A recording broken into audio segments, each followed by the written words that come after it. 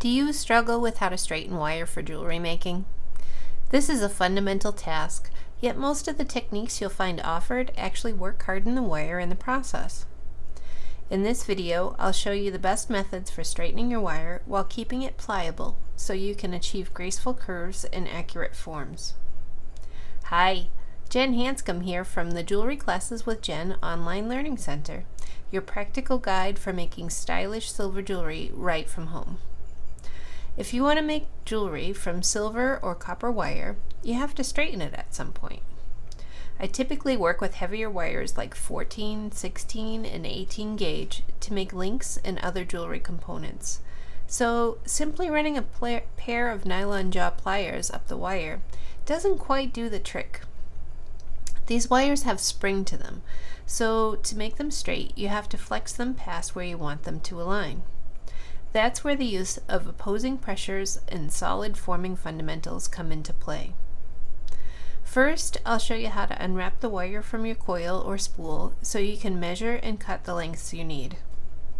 Then, I'll show you more detailed techniques for straightening bends in a cut length of wire. These methods may seem tedious at first, but once you get the hang of it, you'll get better results in less time while keeping your wire as soft and pliable as possible. Let's dive in.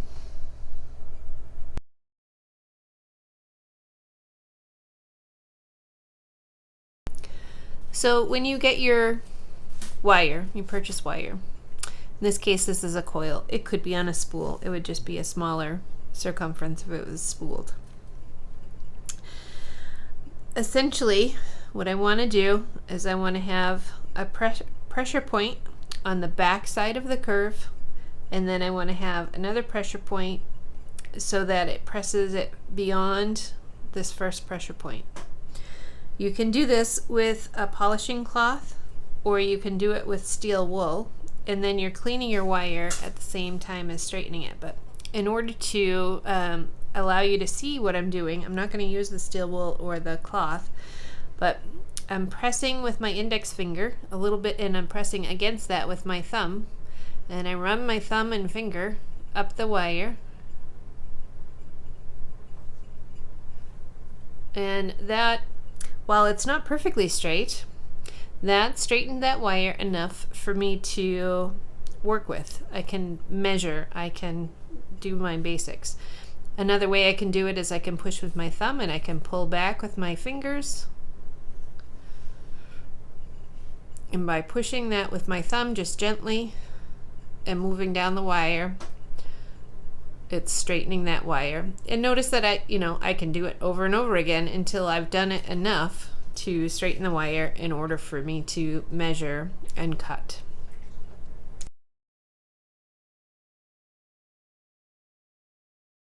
I've got a piece of 18 gauge wire, and mainly, let me just make that so it's flat to the table. All right. When we work with wire, I instruct you to work on a perpendicular plane. And I'm looking down the jaw of the plier.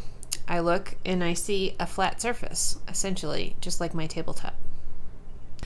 So with that in mind, I've got a wire here that mainly sits flat to the table. And if I want to straighten this wire, what I want to do is I want to hold on the end of the wire, and I want to hold it so that all of my curves, it's like a flat piece of wire on that perpendicular plane. So in other words, nothing goes up and down. If I look down the jaw of the plier, I can see every curve of that wire. I'm looking at that perpendicular plane like it's a flat plane. Now I have a curve here, I have a curve here, and I have a curve here. I want to treat each of those curves individually. If I try to do everything at once, I'll never solve the puzzle. So I'm going to focus first on this one closest to the actual tool. Now what I want to do is I want to put some pressure on the outside of the curve. In this case I'm using my thumb, and then I'm going to use my index finger to press that wire, and my thumb, because of the opposing pressure being at the place that's the outside of the curve, forces that to straighten. So I've straightened that curve. I'm going to move my plier a little bit closer to the next curve. Want to double check because I loosened my plier too. I want to make sure I'm still on that perpendicular plane for the rest of my curves. Looking down the jaw of the plier once again. Now I want to straighten this curve over here. And so I'm going to place, in this case, my finger on the outside of the curve because it's just convenient. And I'm going to apply pressure there while I'm pushing this with my thumb. And again, it's going to straighten right where my finger is because it's what I call a break. Perhaps not the scientific term, but if you can find the scientific term for me, I would be appreciative.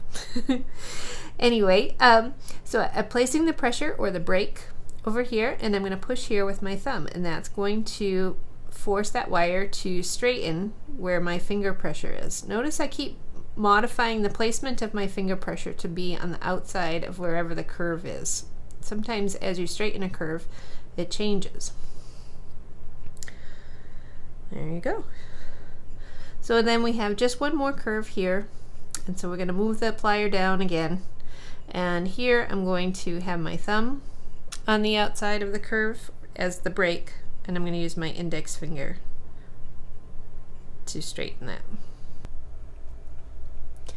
Now you've seen the use of opposing pressures to straighten wire in action.